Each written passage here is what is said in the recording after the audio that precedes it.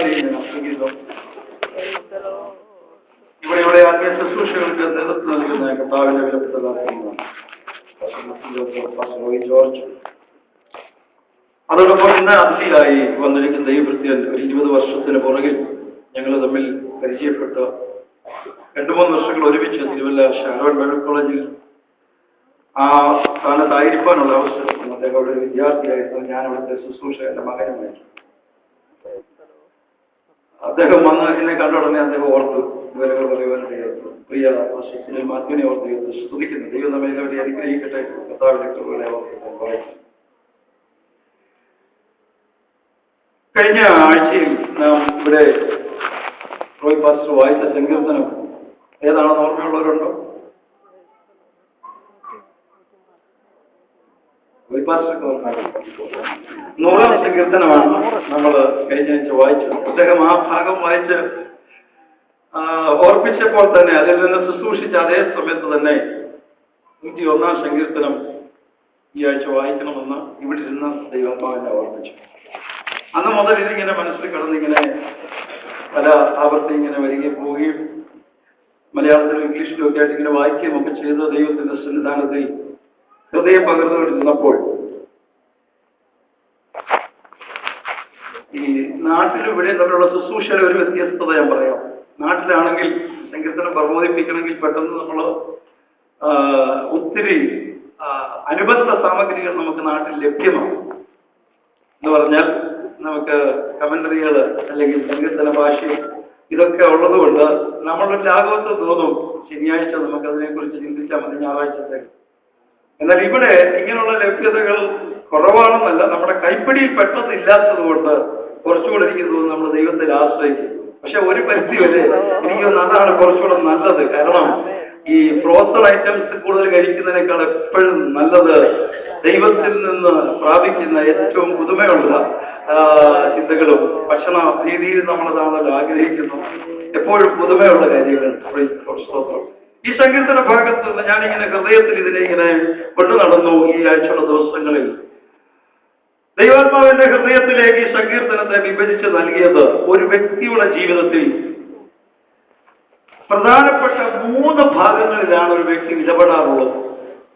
ഒന്ന്, താനായി തന്നെ തന്റെ വ്യക്തിത്വം, ഞാൻ എന്നുള്ള വ്യക്തിയോടുള്ള എന്റെ ബന്ധം. രണ്ടാമത്തെ ബന്ധം എന്ന് പറയുന്നത് എന്റെ കുടുംബം.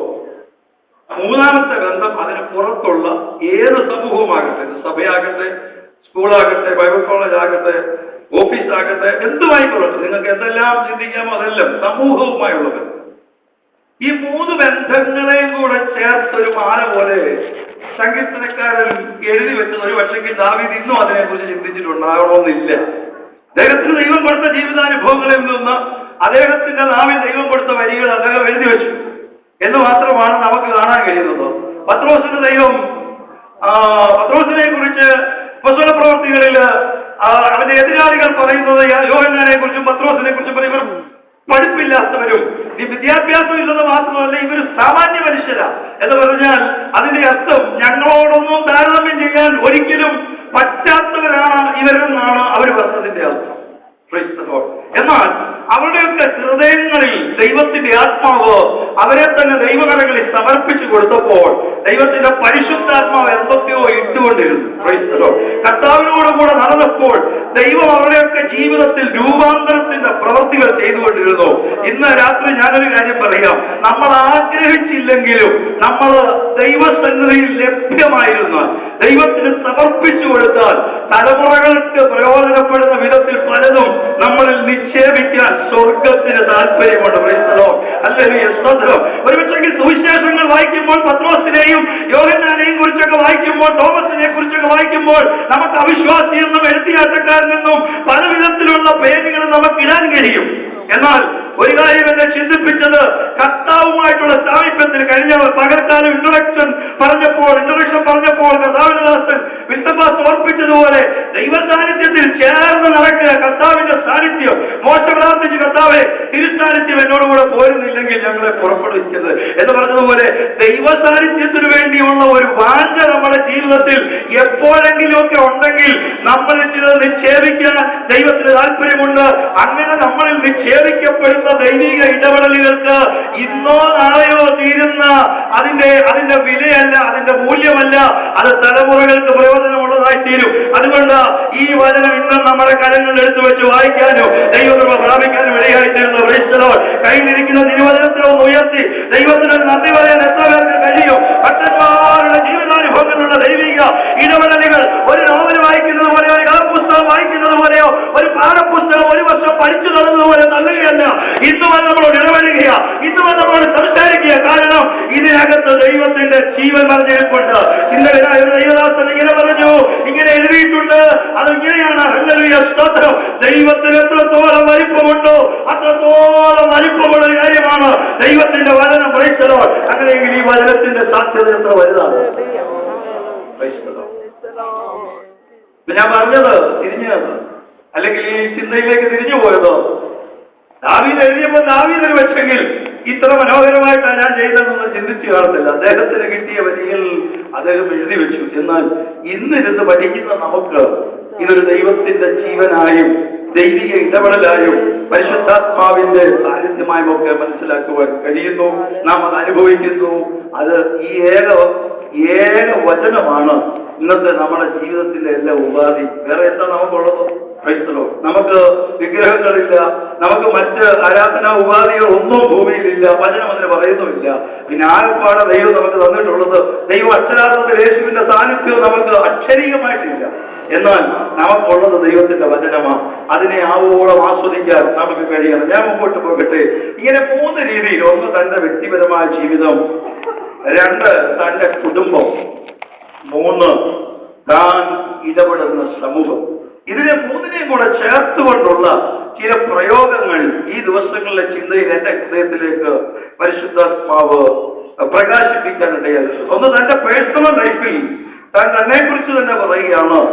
2ാം വാക്യത്തിന്റെ ആദ്യത്തെ സെന്റൻസ് ആണ്, ഞാൻ നിഷ്കളങ്ക മാർഗത്തിൽ ശ്രദ്ധ വയ്ക്കും. ഞാൻ നിഷ്കളങ്ക മാർഗത്തിൽ ശ്രദ്ധ വയ്ക്കും. അതിന്റെ ഒരു വ്യാഖ്യാനിത ഭാഗം ഇങ്ങനെയാണ്: I will behave wisely in a perfect way. I will behave wisely in a perfect way. വളരെ ബുദ്ധിപൂർവമായി ഞാൻ എന്റെ ജീവിതത്തെ സൂക്ഷിച്ച് ഒരു പൂർണ്ണമായ വഴിയിലൂടെ അതിനെ കൊണ്ടുപോകും എന്ന് സങ്കീർത്തനക്കാരന്റെ തീരുമാനം നമുക്കിവിടെ കാണുവാൻ കഴിയുന്നുണ്ട്. സത്യത്തിൽ ദൈവത്തെ സ്തുതിക്കുന്ന, ദൈവത്തെ ബഹുത്വപ്പെടുത്തുന്ന വാചകങ്ങളായിട്ട് കാണുന്നത് ഈ 101-ാം സങ്കീർത്തനത്തിന്റെ 1-ാമത്തെ വാക്യം മാത്രമാണ് നമുക്ക് കാണാൻ കഴിയുന്നത്. ഞാൻ ദയയും ന്യായത്തെയും കുറിച്ച് യഹോവേ ഞാൻ നിനക്ക് കീർത്തനമായി. പിന്നെല്ലാം തന്റെ ജീവിത സാഹചര്യങ്ങളിലേക്ക് അദ്ദേഹം ഇറങ്ങിപ്പോകുകയാണ്. താൻ ഇടപെടുന്ന മേഖലകളിലേക്ക് അദ്ദേഹം ഇറങ്ങിപ്പോകുകയാണ്. അങ്ങോട്ട് പോകുന്നതിന് മുമ്പേ ആദ്യം അദ്ദേഹം പറയുന്നത്, എനിക്കതിന്റെ ആ ഫ്ലോ വളരെ ഇഷ്ടപ്പെട്ട സങ്കീർത്തനത്തിന്റെ, ഞാൻ ന്യായത്തെ കുറിച്ച് പാടും, യഹോവേ ഞാൻ നിനക്ക് കീർത്തനം പാടുമെന്ന് പറഞ്ഞിട്ട് ഉടനെ അദ്ദേഹം പറയുകയാണ്, ഞാൻ ശ്രദ്ധ വയ്ക്കുന്നത് നിഷ്കളങ്ക മാർഗത്തിലാണ്.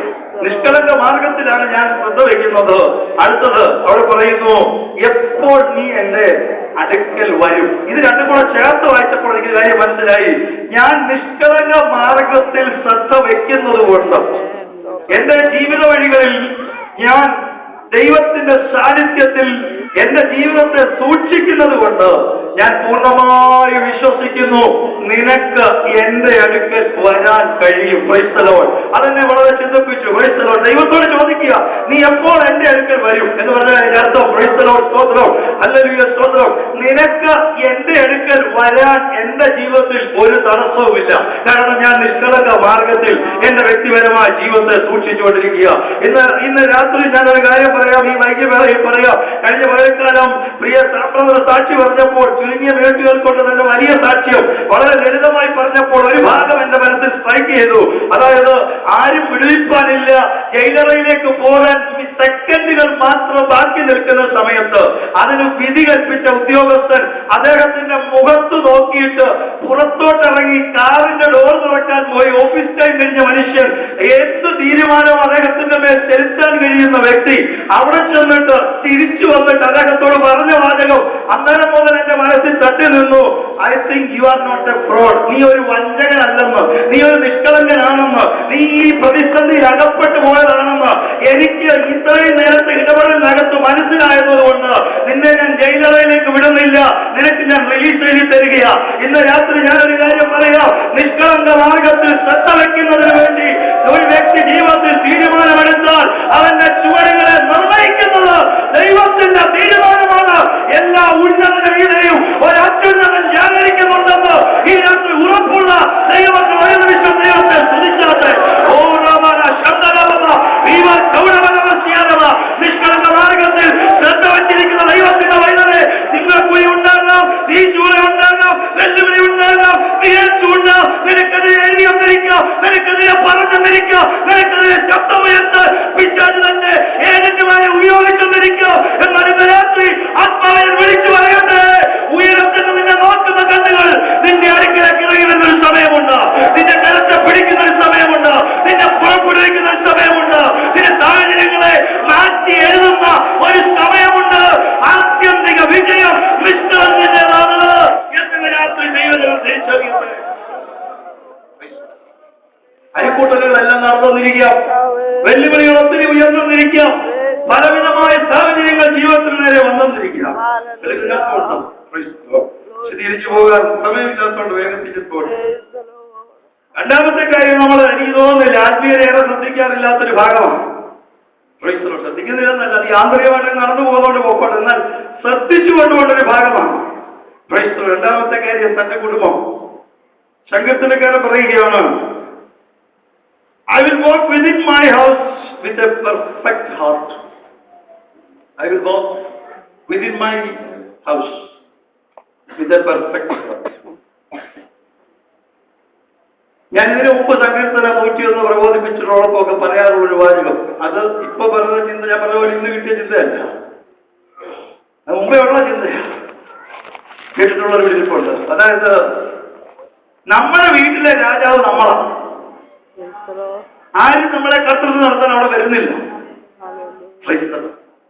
എന്റെ വീട്ടിൽ ലാസ്റ്റ് വേർഡ് ഞാനാ, എനിക്ക് എങ്ങനെയും അതിനകത്ത് ജീവിക്കാനുള്ള സ്വാതന്ത്ര്യമുണ്ടോ?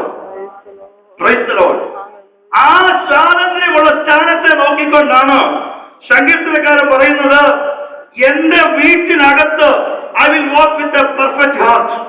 Praise the Lord. എനിക്ക് സ്വാതന്ത്ര്യമുള്ള, എന്റെ മുകളിൽ എന്നെ കർത്തൃത്വം നടത്താനോ എന്റെ മേലിൽ ഒരു റൂള് വെക്കാനോ ആരുമില്ലാത്ത, എല്ലാ സ്വാതന്ത്ര്യവുമുള്ള എന്റെ വീട്ടിനകത്ത് എന്റെ മുകളിൽ ഒരു അധിപതി ഉള്ളതുപോലെ, എന്റെ കാര്യങ്ങൾ ഒരുത്തൻ വീക്ഷിക്കുന്നത് പോലെ, എന്നെ കാണുന്ന ഒരുത്തൻ ഉണ്ടാകുന്ന ബോധ്യത്തോടെ അവിടെയും ഞാൻ നിഷ്കളങ്ക മാർഗത്തിൽ നടക്കുമെന്നുള്ള തീരുമാനം. Praise the Lord. അതൊരു വലിയ തീരുമാനം. Praise the Lord. ഇവിടെ ഒന്നും തോന്നില്ല, ഇവിടെ എനിക്കറിയത്തില്ല, നാട്ടിലൊക്കെ വിസിറ്റിങ്ങിന് ചെല്ലുമ്പോൾ ഭയങ്കര ശബ്ദത്തിലായിരിക്കും ടി വി ഇരിക്കുന്നത്, ബെല്ലടിച്ചിട്ട് ഒന്നെങ്കിലും നോക്കണം, വീട്ടിനകത്ത് നിഷ്കളങ്ക ഹൃദയത്തോടെ. ഞാൻ പറയുന്നത് പാസ്റ്ററെ കാണുമ്പോഴോ സഹവിശ്വാസിയെ കാണുമ്പോഴോ കൂട്ടുപ്രവർത്തകനെ കാണുമ്പോഴോ ആത്മീയതയുടെ പരിവേഷമുള്ള ആരെങ്കിലും കാണുമ്പോൾ വ്യത്യാസപ്പെടുത്തേണ്ടതല്ല നമ്മുടെ ആത്മീയ ജീവിതം. 24 മണിക്കൂറും 365 ദിവസവും നമ്മളെ ദൃഷ്ടി വഹിക്കുന്ന ഒരു ദൈവമുണ്ടെന്നുള്ള ബോധ്യത്തോടെ ഇന്ന് വൈകുന്നേരം വരെ നിൽക്കുന്ന ചങ്കുലപ്പൂളെ വിളിച്ചു പറയട്ടെ, ആ ഉറപ്പുണ്ടെങ്കിൽ നിനക്ക് വേണ്ടി വഴി തുറക്കും, നിനക്ക് വേണ്ടി അത്ഭുതം നടക്കും. നിന്റെ തലമുറയുടെ വിഷയത്തിൽ സ്വർഗമിടവരും, അതിന് യാതൊരു സംശയവുമില്ല. ഇത് വെള്ളക്കോസ്റ്റുകാരെ പ്രസംഗിച്ചിട്ട് തിരിച്ച് റെസ്പോൺസ് കിട്ടാൻ പാടാ. എനിക്കറിയാം, ഈ ദിവസങ്ങളിൽ ആരോ വാട്സപ്പിനകത്തിട്ടിരുന്നത് പോലെ, അല്ലെങ്കിൽ രാജവേന്ദ്ര പാസ് പ്രസംഗിക്കുന്ന പോലെ, പ്രിയരെ, ഇന്ന് തകർന്ന് തരിപ്പണമായി കിടക്കുന്ന ഒരാത്മീയ മണ്ഡലത്തിന്റെ നടുവിൽ ഞാനൊരു കാര്യം പറയുക, ഏലിയാവിനെ പോലെ, യോഹന്നാനെ പോലെ ദൈവിക വിശുദ്ധിക്ക് വേണ്ടി തന്നെ നിന്നാൽ ഈ തലമുറയിൽ യഹോവയെ അന്വേഷിക്കുന്നുണ്ട്.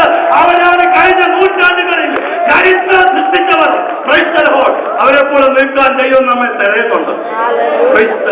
കഴിവുള്ളവരെ ദൈവത്തിന് വേണം, സാമ്പത്തികമുള്ളവരെ വേണം, അല്ലെങ്കിൽ കോർഡിനേഷൻ നടത്താൻ കഴിവുള്ളവരെ വേണം, സംസാരിക്കാൻ കഴിവുള്ളവരെ വേണം, മർമ്മം പറയാൻ കഴിവുള്ളവരെ വേണം, അവരുടെ നാവ് ദൈവത്തിന് വേണം, അവരുടെ ചിന്തകൾ ദൈവത്തിന് വേണം, അവരുടെ കഴിവുകൾ ദൈവത്തിന് വേണം. ഇന്ന് രാത്രി ഞാൻ പറയട്ടെ, സകലതും പ്രതികൂലമായി മാറുമ്പോൾ, സകലതും അധാർമികതയായി മാറുമ്പോൾ, സകലം തിന്മയായി മാറുമ്പോൾ, അതിന്റെ നടുക്ക് തിരുവചനത്തിന്റെ സത്യങ്ങൾക്ക് വേണ്ടി, പിതാക്കന്മാരുടെ അടിസ്ഥാനത്തിന് വേണ്ടി ഉറപ്പോടെ നിൽക്കുന്നവരെ കുറിച്ചുള്ള തീരുമാനം ഇവിടെ ആരുമല്ല എടുക്കുന്നത്, ലോകത്തിൽ ആരുമല്ല എടുക്കുന്നത്, ഉയരത്തിലാണ് അതിന്റെ തീരുമാനം പുറപ്പെടുന്നത്.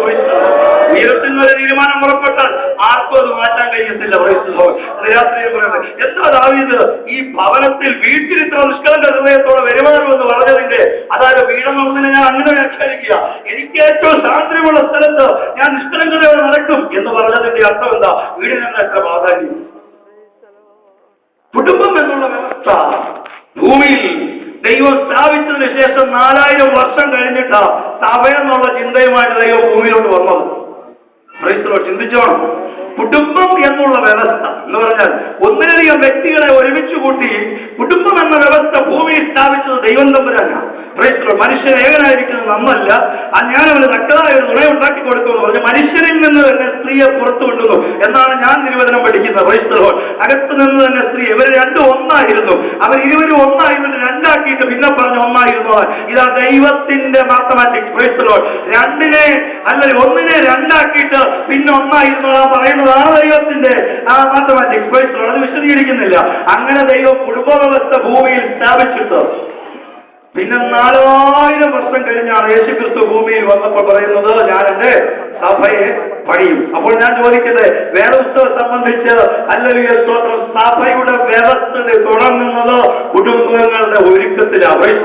സഭയ്ക്കകത്ത് ആരാധന വെളിപ്പെടണമെങ്കിൽ കുടുംബത്തിനകത്ത് പ്രാർത്ഥിച്ച് പുറപ്പെടണം. അഭിമാനത്തോടെ പറയുന്നത് അല്ലെങ്കിൽ ഇവിടെ വന്ന് നിൽക്കുന്നതിന് 1 മണിക്കൂർ മുമ്പ് ദൈവത്തിൽ ഇരുന്ന് ദൈവത്തോട് പ്രാർത്ഥിച്ച് ദൈവത്തിന്റെ ആരാധന പ്രാപിച്ചില്ല ഇന്ന് രാത്രി ഇവിടെ നിൽക്കുന്നത്. അതുകൊണ്ട് ഞാൻ ആത്മാവെ വിളിച്ചു പറയട്ടെ, ഒരുക്കത്തോടെ വന്നാൽ ആരും കത്തിക്കണ്ട, തന്നെ കത്തിക്കോളൂ. ഒരുക്കത്തോടെ വന്നാൽ ചുറ്റുപാടിൽ നല്ല തീ വ്യാപരിക്കുന്നത് ഉയരത്തിൽ നിന്ന് തീ വ്യാപരിക്കുന്ന വൈഷ്ണവോ. കഴിഞ്ഞ പകുതി പ്രാർത്ഥനയിൽ ഓർപ്പിച്ചതുപോലെ പ്രിയരെ ഒരു കാര്യം ഓർക്കണം, മോശ പർവ്വതത്തിൽ കാണിച്ച മാതൃക പ്രകാരം പുറപ്പാട് പുസ്തകം ലാസ്റ്റ് ചാപ്റ്ററിനകത്ത് 8 പ്രാവശ്യം ആവർത്തിച്ചു പറഞ്ഞു, അവൻ കൽപ്പിച്ചതുപോലെ തന്നെ എന്ന് പറഞ്ഞ് ആ സമാഗമന കൂടാരം അങ്ങോട്ട് ക്രമപ്പെടുത്തി സെക്കൻഡുകൾ കഴിഞ്ഞപ്പോൾ യഹോവയുടെ ശക്തേന അതിനകത്തേക്ക് ഇറങ്ങി വരാൻ ഇടയായിത്തീർന്നു.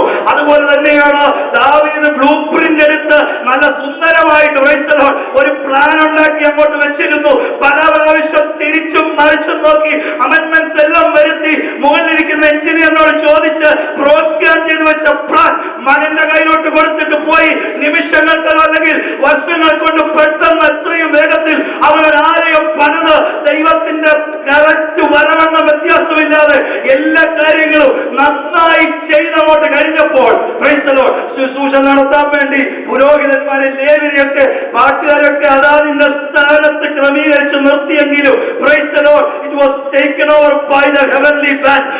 ഇന്ന് രാത്രി ഞാൻ പറയട്ടെ, ദൈവത്തിന്റെ വരക്കകത്തോ ദൈവത്തിന്റെ പദ്ധതിക്കകത്തോ ദൈവത്തിന്റെ പ്രോഗ്രാമിനകത്ത് എന്റെ വ്യക്തി ജീവിതവും എന്റെ കുടുംബ ജീവിതവും എന്റെ സാമൂഹ്യ ജീവിതവും ഞാൻ ക്രമമായി വെച്ചുകൊടുത്താൽ ഹല്ലേലൂയ സ്തോത്രം, അതിന്റെ മുൻപോട്ടുള്ള ഗമനം നിർണ്ണയിക്കപ്പെടുന്നത് ഉയരത്തിൽ നിന്നുള്ള ശക്തിയാലാണ്, ഉയരത്തിൽ നിന്നുള്ള തേജസ്സിനാലാണ്, ഉയരത്തിൽ നിന്നുള്ള ശക്തിയാലാണ്.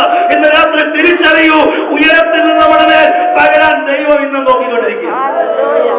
എല്ലാം ചെയ്തു വെച്ചപ്പോൾ എഴുതിയിരിക്കുന്നത് പുരോഹിതന്മാർക്ക് നിന്ന് ശുശ്രൂഷ ചെയ്യാൻ കഴിയാത്ത വിധത്തിൽ പറഞ്ഞാൽ മാനുഷിക നിയന്ത്രണങ്ങൾ എത്ര വെച്ചാലും അതിന് പരിമിതികളുണ്ട്, പരാജയങ്ങളുണ്ട്. എന്നാൽ ഒരു പരിമിതിയും ഒരു പരാജയവും വ്യാപരിക്കാത്ത വിധത്തിൽ ഉയരത്തിൽ നിന്ന് തീയിറക്കി യാഗപീഠത്തിലെ യാഗവസ്തുവിനെ ദഹിപ്പിക്കുക മാത്രമല്ല, ജനത്തിന് തൃപ്തമാകത്തക്ക നിലയിൽ ദൈവപ്രവൃത്തിയുടെ അല്ലെങ്കിൽ അത്ഭുതത്തിന്റെ ദൈവമഹത്വത്തിന്റെ വലിയ വെളിപ്പാടുകൾ നൽകാൻ ഉയരമെന്നും കാത്തിരിക്കുക. എന്ത് ചെയ്യണം? ആ മാതൃക പ്രകാരം പണിയണം. ഞാൻ പറഞ്ഞ വേഗത്തിൽ അവസാനിപ്പിക്കുക. ഒന്ന് ദാവീദ് തന്റെ ജീവിതത്തെ നിഷ്കളങ്ക മാർഗത്തിൽ പണിതിട്ട് ദൈവത്തോട് ചോദിക്കുന്ന എപ്പോഴാ വരുന്നേ? ഞാൻ റെഡിയാ. ഒരു ചിന്തകൻ പറഞ്ഞത്, ഞാൻ വേഗത്തിൽ പറഞ്ഞ സമയം വിട്ടുപോകുന്നല്ലോ, മീറ്റിംഗ് ഒക്കെ ഉണ്ടാ. ഒരു ചിന്തകനായ ദേവദാസൻ ഇങ്ങനെ പറഞ്ഞു, കുടുംബജീവിതത്തിൽ തകർച്ച ഉണ്ടാകുന്നത് രണ്ട് പാർട്ട്നേഴ്സിൽ ആരെങ്കിലും ഒരാൾ അവിശ്വസ്തനാകും, അല്ലെ? കുടുംബജീവിതത്തിലെ തകർച്ചയ്ക്ക് പ്രധാന അടിസ്ഥാനം എന്ന് പറയുന്നത് ഈ രണ്ടുപേരും അവരുടെ ഉടമ്പടിയിൽ ആരെങ്കിലും ഒരാൾ എന്ത് ചെയ്യണം? വേദപുസ്തകത്തിൽ ദൈവവും മനുഷ്യരുമായിട്ടുള്ള ബന്ധത്തെ ഉപമിച്ചിരിക്കുന്ന പുതിയ നിയമത്തിലെ ഏറ്റവും വലിയ ദൃഷ്ടാന്തം എന്ന് പറയുന്നത് മണവാളനും മണവാട്ടി അല്ലെങ്കിൽ കുടുംബജീവിതത്തിലാണ്. അങ്ങനെയാണെങ്കിൽ അടുത്ത ചോദ്യം, അത് ദേവദാസൻ പറഞ്ഞത് സ്തോത്രം, ദൈവത്തിന് ഏതായാലും അവിശ്വസ്തനാകാൻ ഇനി ഈ കുടുംബജീവിതത്തിനകത്ത് എന്തെങ്കിലും പ്രശ്നം ഉണ്ടെങ്കിൽ, ഏത് കുടുംബജീവിതത്തിനകത്ത് കർത്താവും ഞാനും തമ്മിലുള്ള ബന്ധത്തിൽ എന്തെങ്കിലും പ്രോബ്ലം ഉണ്ടെങ്കിൽ 100,000% അതിന്റെ ഉത്തരവാദി ദൈവമല്ല, ഞാനാണ്. കാരണം ദൈവത്തിനൊരിക്കലും എന്താകാൻ പറ്റത്തില്ല. യേശുവിനൊരിക്കലും സ്വന്തം ചങ്ക് തുറന്ന ജീവൻ തന്ന് സ്നേഹിച്ച കർത്താവിന് ഒരിക്കലും അവിശ്വസ്തനാകാൻ പറ്റത്തില്ല. പക്ഷെങ്കിൽ ആ ബന്ധത്തിനകത്ത് എന്തെങ്കിലും തകർച്ചയുണ്ടെങ്കിൽ, എന്തെങ്കിലും പരാജയമുണ്ടെങ്കിൽ, എന്തെങ്കിലും വിഷമത ഇന്ന് തോന്നുന്നെങ്കിൽ കർത്താവ് എന്നെ സ്നേഹിക്കുന്നില്ലയോ? കർത്താവ് ഉത്തരവാദിയല്ല. കർത്താവ് എന്നെ മറന്നു കളഞ്ഞോ? കർത്താവ് ഉത്തരവാദിയല്ല. കർത്താവ് എന്റെ കാര്യത്തിൽ ഇടപെടുന്നില്ലയോ? കർത്താവ് ഉത്തരവാദിയല്ല. എന്റെ ഭാഗം ക്ലിയർ ആയിട്ട് എപ്പോൾ നീ എന്റെ അടുക്കൽ വരുമെന്ന് ചോദിക്കത്തക്കവണ്ണം അകന്നിരിക്കാൻ കഴിയാത്ത, അടുപ്പം നിലനിർത്താൻ കഴിയുന്ന ഒരു നിഷ്കളങ്കതയും വിശുദ്ധിയും എന്റെ ജീവിതത്തിൽ ഉണ്ടെങ്കിൽ ഞാൻ പറയാം, അബ്രഹാമിന്റെ ദൈവത്തിന്റെ താടി നരച്ചിട്ടില്ല, കണ്ണ് മങ്ങിയിട്ടില്ല, കൈ ദുർബലമായിട്ടില്ല, തൊക്ക് ശോഷിച്ചു പോയിട്ടില്ല, അവന് രോഗമൊന്നും പിടിച്ചിട്ടില്ല. ആ ദൈവം ഇന്നും അത്ഭുതങ്ങളെ പ്രവർത്തിക്കാൻ ശക്തനാ. ആ ബന്ധത്തിനകത്ത് വിള്ളൽ ഇന്ന് വരെ സംഭവിച്ചിട്ടില്ല. അവൻ അത്ഭുതങ്ങളുടെ ദൈവമാ, അവൻ വിടുതലിന്റെ ദൈവമാ, അവിടുത്തെ ശക്തിയുള്ള ദൈവമാ. നമ്മെ നിത്യതയിൽ എത്തിക്കുവോളം തനിക്ക് നമ്മുടെ മേൽ ഉത്തരവാദിത്വം. പക്ഷേ ഒരു കാര്യം ഓർപ്പെടുത്തണം, ഞാൻ വിശ്വസ്തനാവുന്നു. മണവാട്ടിയുടെ ഭാഗത്ത് നിൽക്കുന്ന ഞാൻ ഓരോ സെക്കൻഡും വിശ്വസ്തനാണ്. എന്റെ ജീവിതം ക്രമമാണെന്ന് ഉറപ്പുവരുത്തിക്കണം. അപ്പോൾ വീടിന്റെ കാര്യത്തിലും ഒക്കെയായി, വ്യക്തിപരമായ ജീവിതത്തിലും ഒക്കെയായി. അടുത്തത് എന്നെ വളരെ രസിപ്പിച്ചൊരു കാര്യം എന്നൊക്കെയുണ്ട്. പ്രവൃത്തിയെ ഞാൻ വെറുക്കുന്നു, അതിനോട് ചേർന്ന് വച്ചുകയില്ല, മക്കളെ ഹൃദയനോട് അകന്നിരിക്കുകയൊക്കെ എന്ന് പറഞ്ഞിട്ട് താഴോട്ട് വരികയാണ്. കൂട്ടുകാരനെ കുറിച്ച് യേശു പറയുന്നവനെ ഞാൻ എന്ത് ചെയ്യും? I will cut off him who slanders. അപ്പൊ ഞാനിങ്ങനെ ഡിക്ഷണറി വരുത്തി സ്ലാൻഡേഴ്സിന്റെ എന്തെങ്കിലും ഒരു കുറച്ചുകൂടെ ഒരു വിശദീകരിച്ചുള്ള അർത്ഥമുണ്ടോ ചോദിച്ചോ നോക്കിയപ്പോൾ, to make a false spoken statement that cause people to have a bad opinion of someone. Praise the Lord. Slander എന്നുള്ള വാക്കിന്റെ ഒരു വ്യാഖ്യാനിത അർത്ഥം ഇതാണ്: to make a false spoken statement that causes people to have a bad opinion of someone. മറ്റുള്ളവരെ കുറിച്ചൊരു bad opinion. Praise the Lord. പറയുന്ന ആരെങ്കിലും വന്നാൽ, എനിക്ക് തോന്നുന്നു മിക്കവാറും ആരും ദാവീദ് ഒരിക്കലോട് വരത്തില്ല. അങ്ങനെ ആരെങ്കിലും പറഞ്ഞോണ്ട് വന്നാൽ അന്നത്തെ നിയമം അനുസരിച്ച് ദാവീദ് ചെയ്യുന്നത് ഞാൻ അവരെ നശിപ്പിക്കുന്നു. ആത്മീയ ലോകത്ത് നടക്കുന്ന ഏറ്റവും വലിയ അധപ്പതനങ്ങളിൽ ഒന്നാണ് ഞാൻ ഈ പറഞ്ഞു വരുന്നത്. Praise the Lord. ഉദാഹരണം ഞാൻ പറയാം. ഉദാഹരണം ഞങ്ങൾ 3 ദേവദാസന്മാരോടോ. Praise the Lord. സ്തോത്രം. എനിക്ക് റോയ് പാസ്റ്ററോടൊരു വിഷമം, അദ്ദേഹത്തിന്റെ പെരുമാറ്റത്തിനൊരു വിഷമം തോന്നിയില്ല. അദ്ദേഹം പറഞ്ഞൊരു വാക്കിൽ എനിക്കൊരു വിഷമം തോന്നിയിട്ട് ഞാൻ ഒരിക്കലും അദ്ദേഹത്തോട് പറയാം, അദ്ദേഹത്തോട് മോഹം വീർപ്പിച്ചോടെ വിൽസം പാസ്റ്ററൊക്കെ ചെന്നിട്ട് പറയാം, റോയ് പാസ്റ്ററെ സൂക്ഷിക്കണം എന്ന് പറഞ്ഞാൽ അതിന്റെ അർത്ഥം ഞാൻ കൂട്ടുകാരനെ കുറിച്ച് യേശുവിന് പറയുന്നതെന്നാണ്. എന്നാൽ എന്നിൽ വ്യാപരിക്കുന്നത് ദൈവസ്നേഹമാണെങ്കിൽ, ഇന്ന് രാത്രി ദൈവസഭയോട് പറയാൻ ദൈവാത്മാവ് ഓർപ്പിച്ചതുകൊണ്ട് വചനത്തിന്റെ പിൻബലത്തിൽ നിന്നുകൊണ്ട് ഞാൻ പറയുകയാണ്, എന്നിൽ വ്യാപരിക്കുന്നത് കാൽവറിയിൽ വെളിപ്പെട്ട ദൈവസ്നേഹമാണെങ്കിൽ റോയ് പാസ്റ്റർക്ക് എന്നോടോ എനിക്ക് റോയ് പാസ്റ്ററിനോട് വിഷമം തോന്നിയാൽ ഞാൻ നേരിട്ട് ചെന്ന് പറയും, പാസ്റ്ററെ ആ പറഞ്ഞതിന്റെ അർത്ഥം എന്താ, എനിക്ക് മനസ്സിലായില്ല, എന്റെ മനസ്സിലൊരു മുറിവേറ്റു, അല്ലെങ്കിൽ ഇങ്ങനെ ഒരു വിഷമമുണ്ടായി എന്ന് അദ്ദേഹത്തോട് നേരെ പറയുന്നെങ്കിൽ അതിന് പറയുന്ന പേരാ ദൈവസ്നേഹം. അല്ലാത്തതെല്ലാം മനുഷ്യ സ്നേഹമാ, അല്ലാത്തതെല്ലാം മൃഗീയ സ്നേഹമാ. അത് വേദപുസ്തകത്തിന് വിരുദ്ധമാ. ഇന്ന് രാത്രി ഞാൻ ആത്മാവെ വിളിച്ചു പറയട്ടെ, കൂട്ടുകാരനെ കുറിച്ച് യേശുവിന് പറയുന്നവനെ ഞാൻ സഹിക്കുകയില്ല, ഞാൻ അവനെ അടുപ്പിക്കുകയില്ല, അതിന് അവസരം കൊടുക്കത്തില്ല എന്ന് ഇന്ന് രാത്രി തീരുമാനമെടുത്ത് യഹോവയുടെ ന്യായത്തെ കുറിച്ച് ഇനി നമുക്ക് ഒത്തിരി പാടാൻ കഴിയും. ഹല്ലേലൂയ. ഈ രാത്രി ഒരു തീരുമാനം എടുക്കണം. അങ്ങനെ ആരെങ്കിലും ഉണ്ടെങ്കിൽ ഇത് സഭയിൽ പൊതുവായിട്ട് പറയുന്ന വിഷയമാ. ഹല്ലേലൂയ. ഞാൻ പറയുകയാണ്, പ്രിയരെ, സ്നേഹമുണ്ടോ? എനിക്ക് വിഷമം തോന്നുന്നവരോട് ഞാൻ നേരിട്ട് സംസാരിക്കും. സ്നേഹമില്ലയോ? സ്തോത്രം. അതിനെക്കുറിച്ച് മറ്റുള്ള ഒരാളോട് പറയും, അത്ര ഓർത്താൽ മതി. ഇനി ഒരാൾ വന്ന് നമ്മളോട് പറയുമ്പോൾ അദ്ദേഹത്തിൽ വ്യാപരിക്കുന്ന ദൈവസ്നേഹമാണോ ചിന്തിച്ചോളാം. അല്ലെങ്കിൽ മറ്റൊരാളെ കുറിച്ച്. ഇവിടെ ഇന്ത്യയിലെ പ്രസിദ്ധനായ ഒരു ദൈവദാസൻ ഒരു പോസ്റ്റ് ഇറങ്ങിയിട്ടുണ്ട്. ഇവിടെ സന്നിഹിതരല്ലാത്ത ആരുടെ കുറിച്ച് ഇവിടെ പറയുന്നത് ഒത്തിരി വീടുകളിൽ ഒട്ടിച്ചു വെച്ചിട്ടുണ്ട്. പക്ഷെ അത് മേളിൽ ഇങ്ങനെ വിറ്റലിരിക്കും താഴ്ത്തി നമ്മൾ ഒത്തിരി കാര്യങ്ങൾ പറയാറുണ്ട്. എന്നാൽ നമ്മൾ ദൈവത്തിൽ എടുക്കുന്ന തീരുമാനങ്ങളെ പൂർത്തീകരിക്കാൻ ദൈവശക്തന എന്ന് പറഞ്ഞാൽ അതിന്റെ അർത്ഥം ഇത്രേ ഉള്ളൂ. ഒന്ന്, വ്യക്തിപരമായ ജീവിതം. രണ്ട്, കുടുംബ ജീവിതം. മൂന്നാമത്, സമൂഹ ജീവിതം. പ്രൈസലോ അതിനകത്ത് ഹല്ലേലൂയ ദൈവഹിത പ്രകാരം മുന്നോട്ട് പോകാൻ നമ്മെ തന്നെ ഇന്ന് രാത്രി ഏൽപ്പിച്ചു കൊടുക്കാം. നമുക്ക് ദൈവകരങ്ങളിലേക്ക് സമർപ്പിക്കാം. കർത്താവേ ഹല്ലേലൂയ, കൂട്ടുകാരനെ കുറിച്ച് യേശുനി പറയുന്ന ജീവിതമല്ലാത്ത വാക്കുകൾ പുലമ്പുന്ന സ്നേഹത്തിൽ ഉത്ഭവിക്കാത്തതല്ല, വിശ്വാസത്തിൽ ഉത്ഭവിക്കാത്തതല്ല. ഹല്ലേലൂയ തിരുവചനം പറയുന്നത് പാപമാണ്. അങ്ങനെയെങ്കിൽ ഇന്ന് രാത്രിക്കാലം നമുക്ക് ദൈവകരങ്ങളിൽ ഏൽപ്പിച്ചു കൊടുക്കാം. സംശയമുണ്ടോ?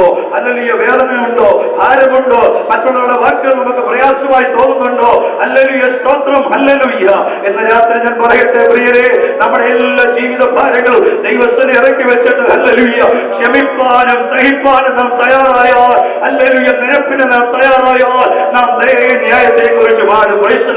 ഓവയുടെ മഹത്വം നമ്മുടെ ജീവിതത്തിൽ വെളിപ്പെടും, നമ്മുടെ കുടുംബത്തിൽ വെളിപ്പെടും. അത്ഭുതത്തിന്റെ വഴികൾ ദൈവം തുറക്കും, പ്രതിസന്ധികളെ ദൈവം മാറ്റും. ഇന്ന് രാത്രി ഞാൻ കാര്യം പറയട്ടെ, 90 വയസ്സ് വരെ ഈ ഭൂമിയിൽ ജീവിച്ചിട്ട് ദൈവം എനിക്ക് വേണ്ടി കരുതിയിരിക്കുന്നതായ അത്ഭുതങ്ങളും നന്മകളും കാണാൻ കഴിയാതെ പോയാൽ എന്നെ പോലെ പരാജയപ്പെട്ടൊരു വ്യക്തി ലോകത്തിലില്ല. എന്നാൽ ഞാൻ ഒത്തിരി ഓടി, ഞാൻ ഒത്തിരി അധ്വാനിച്ചു, ഞാൻ ഒത്തിരി പ്രസംഗിച്ചു, ഞാൻ ഒത്തിരി പാട്ടുപാടി, ഞാൻ ഒത്തിരി കാര്യങ്ങൾ ചെയ്തു. ഇന്ന് രാത്രി ഞാൻ പറയട്ടെ, ദൈവം ഉദ്ദേശിച്ച നിലവാരത്തിൽ എന്റെ പ്രവൃത്തികൾ പൂർണ്ണമാക്കപ്പെടുന്നുവെന്ന് ഈ രാത്രി ശോധന ചെയ്തുകൊണ്ട് നമ്മെ തന്നെ ഏൽപ്പിച്ചു കൊടുത്താൽ അത്ഭുതങ്ങളുടെ ദൈവം നമ്മെ നടത്താൻ ശക്തനാണ്. ദൈവകരങ്ങളിലേക്ക് നമ്മെ സമർപ്പിച്ചു കൊടുക്കുക. സമ്പൂർണ്ണമായ ദൈവകരങ്ങളിൽ ഏൽപ്പിച്ചു കൊടുത്തുകൊണ്ട് ഹല്ലേലൂയ സ്തോത്രം. നമുക്ക് എത്ര പേർക്ക് ദൈവത്തിന്റെ പ്രാർത്ഥിക്കുവാൻ കർത്താവേ, ഞാൻ നിഷ്കളങ്ക മാർഗത്തിൽ ശ്രദ്ധ വെച്ചുകൊണ്ട് നിന്റെ മുഖത്തേക്ക് നോക്കുകയാണ്. ഹല്ലേലൂയ നീ എപ്പോഴാണ് എന്റെ അടുക്കലേക്ക് വരുന്നത്? ആ സാന്നിധ്യത്തിന് അകൽച്ച ഉണ്ടാക്കുന്ന ഒന്നും എന്റെ ജീവിതത്തിൽ ഉണ്ടാകാതിരിപ്പോൾ എന്നെ ഇത് സമർപ്പിക്കുന്നു. കർത്താവേ, ഞാൻ നീയുമായിട്ട് ഒരുമിച്ചുള്ള ആ കുടുംബ ബന്ധത്തിനകത്ത് വിള്ളലുണ്ടാക്കുന്ന അവിശ്വസ്തകളെ എന്നിൽ നിന്ന് മാറ്റിയിട്ട് ഹല്ലേലൂയ എന്റെ ജീവിതത്തിൽ, എന്റെ കുടുംബത്തിൽ ദൈവം എന്റെ കീഴിൽ തന്നിരിക്കുന്ന ഉത്തരവാദിത്തപ്പെട്ട സ്ഥാനങ്ങളിൽ വിശ്വസ്തയോടെ നിൽപ്പാൻ എന്നെ സഹായിക്കണമേ എന്ന് നമുക്ക് എത്ര പേർക്ക് പ്രാർത്ഥിക്കുവാൻ കഴിയും. അതോടൊപ്പം തന്നെ ഹല്ലേലൂയ ദൈവസഭയോടുള്ള ബന്ധത്തിൽ, നാം ജോലി ചെയ്യുന്ന സ്ഥാപനങ്ങളോടുള്ള ബന്ധത്തിൽ, നാം ഇടപെടുന്ന ഓരോ സാമൂഹിക വ്യവസ്ഥിതികളോടുള്ള ബന്ധത്തിൽ ഹല്ലേലൂയ ഹല്ലേലൂയ ഹല്ലേലൂയ സഹോദര സ്നേഹത്തിന്റെ വ്യക്താക്കളായി, ദൈവകൃപയുടെ വ്യക്താക്കളായി ഈ ദിവസങ്ങളിൽ നിൽക്കാൻ ഹല്ലേലൂയ നാം തയ്യാറായാൽ ഇനിയും ദൈവത്തിന്റെ ന്യായങ്ങൾ നമുക്ക് വേണ്ടി ശേഷിച്ചിരിപ്പുണ്ട്. ഇനിയും ദൈവത്തിന്റെ അത്ഭുതങ്ങൾ നമുക്ക് വേണ്ടി ശേഷിച്ചിരിപ്പുണ്ട്. ദൈവത്തിന്റെ വിടുതലുകൾ നമുക്ക് വേണ്ടി ശേഷിച്ചിരിപ്പുണ്ട്. ഈ രാത്രി എത്ര പേര് അതിനുവേണ്ടി ദൈവത്തോട് പ്രാർത്ഥിക്കുന്നു? നമുക്ക് ദൈവത്തിന്റെ എതിർക്കുന്നതുകൊണ്ട് ഹല്ലേലൂയ ഹല്ലേലൂയ ഒരു പാട്ട് പീരടികൾ പാടി നമ്മെ തന്നെ ദൈവങ്ങളിൽ സമർപ്പിച്ചു കൊടുക്കുക, സമ്പൂർണ്ണമായി ഏൽപ്പിച്ചു കൊടുക്കുക. ഇന്ന് രാത്രി തുടർന്ന ശുശ്രൂഷകൾ നമുക്കൊരു വിടുതലായി, ഒരനുഗ്രഹമായ ഒരു നന്മയായി തീരേണ്ടതിനായി നമ്മെ ദൈവങ്ങളിൽ ഏൽപ്പിച്ചു കൊടുത്തുകൊണ്ട് ആത്മാർത്ഥമായ ഹൃദയത്തോട് നമുക്ക് ഈ പാട്ടിന്റെ വരികൾ ചേർന്ന് പാടാം. നമ്മെ തന്നെ ദൈവങ്ങളിൽ സമർപ്പിക്കാൻ പ്രിയരെ. Hallelujah hallelujah hallelujah. എന്റെ വ്യക്തിപരമായ ജീവിതവും, എന്റെ ഹല്ലേലൂയ കുടുംബ ജീവിതവും, എന്റെ സാമൂഹിക ജീവിതവും ഒരുപോലെ ദൈവനാമത്തിന് മഹത്വമായി ചെയ്യുവാൻ എന്നെ ഒരിക്കൽ കൂടെ സമർപ്പിക്കുമെന്ന് നമുക്ക് ഏൽപ്പിച്ചു കൊടുക്കാം.